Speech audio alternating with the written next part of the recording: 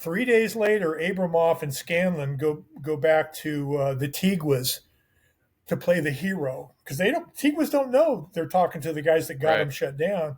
Abramoff and Scanlon show up and they go, "Hey, we heard you guys got shut down. We feel so bad, but guess what? We've got a plan. We think we can get you back open. We got a couple politicians in D.C., a couple of representatives, Tom DeLay and a guy named Bob Ney. They're in our hip pocket. They owe us some favors. So for about $4 million, we think we can get some legislation put in an obscure bill that's going to be voted on that'll allow you to open back up. Would that be of interest to you?" Hell yeah, it would. What the hell? Pay you $4 million and we get access to $60 million back running our casino? Where do we sign? They paid Ralph Reed. Reed made a boatload of money on this campaign, and plus the original campaign. Unfortunately for the Tiguas, the campaign fell apart because a couple of the representatives were under investigation and they got cold feet and didn't want to stir the pot. But the Tiguas lost over $4 million to swindled out of it. Grifters everywhere. Okay? And So 2004, 2005, you're going to love this. John McCain is heading up a Senate investigation, which eventually became called the Gimme Five, because that was Abramoff and Scanlon's code word for their swindling operation was the Gimme Five. It's called the Gimme Five Investigative Committee.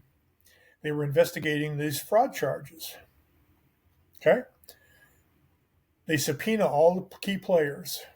Abramoff appears, Scanlon appears, all their subordinates appears. One guy didn't appear. Who do you think that was? Ralph Reed. The covert ninja that did all the dirty work. Okay?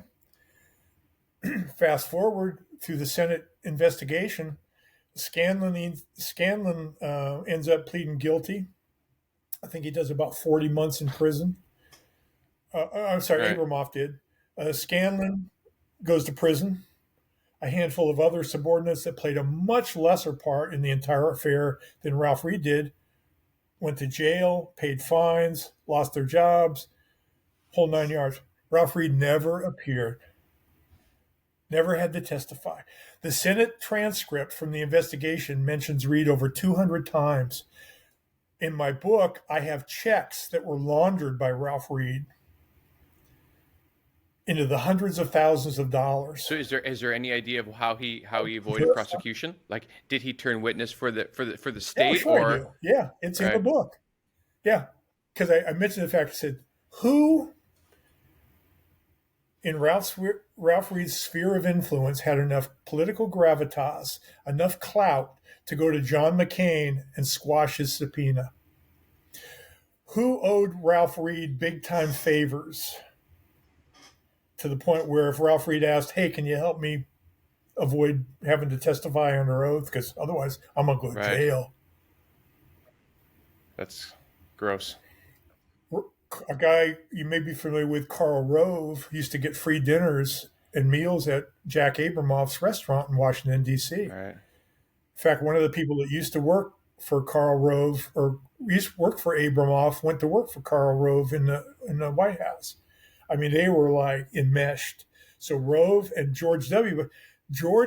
Bush got his rear end handed to him by John McCain during one of the primaries.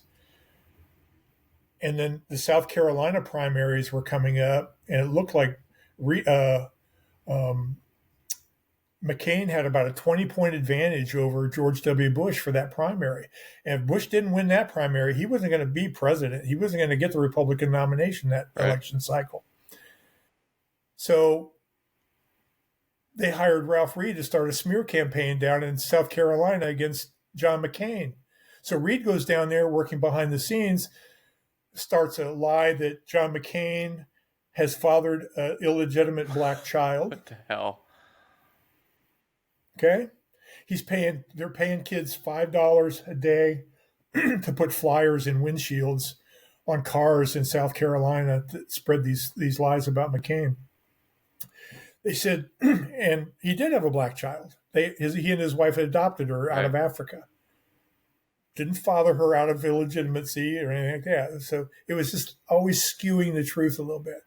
They said that Cindy McCain was a drug addict. Well, she was taking painkillers from a back surgery she had undergone. So she This she is was like taking the painkillers. lowest of the They made it low sound like sort she of was political operation, where it's really trying to right, make right, monsters and enemies out of people that really don't deserve it for their own personal yeah, gain.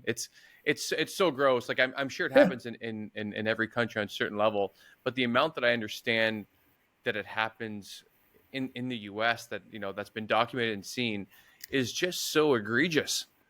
Like I can understand why so many people feel so disenfranchised with the political class, and like it happens in every country, but especially in the U.S.